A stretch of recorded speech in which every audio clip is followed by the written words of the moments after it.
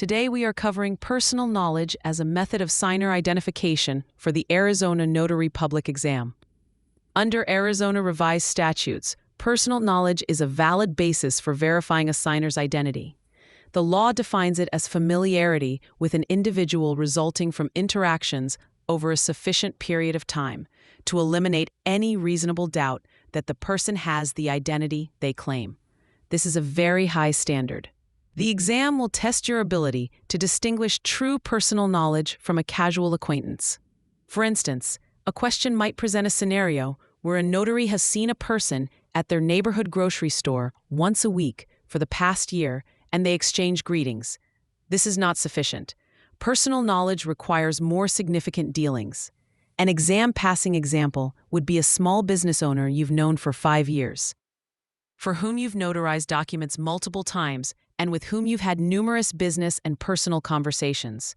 In this case, you have a solid basis to be certain of their identity.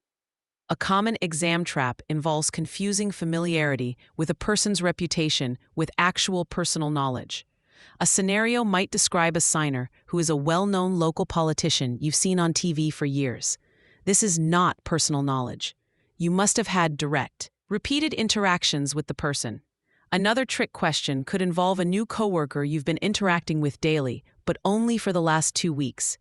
The time frame is likely insufficient to meet the state standard of eliminating reasonable doubt. When you correctly use personal knowledge, your journal entry is critical. According to ARS Section 41-319, instead of recording details from an ID card, you must make a specific notation in your journal that identification was based on your personal knowledge of the individual. The exam may ask about the proper journal entry for this type of notarization. Remember this phrase to keep the standard clear. Not just a familiar face, but a history in its place. This mental shortcut emphasizes that you need a track record of interactions, not just simple recognition. While personal knowledge is a legally sound option, it's the least common method used because most signers are strangers. The vast majority of notarizations will rely on satisfactory evidence, like an unexpired, government-issued photo ID.